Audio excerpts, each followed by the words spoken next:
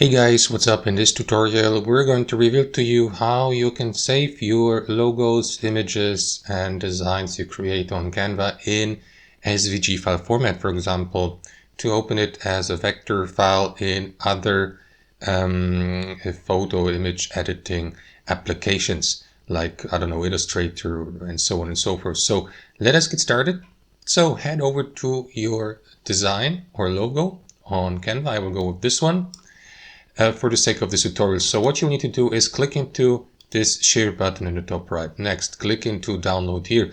And in 2026, guys, it works the following way. You will need to navigate to the file type here and remove PNG and switch to SVG. However, guys, as you can see, indicated by that icon here, this option is not available for all account types.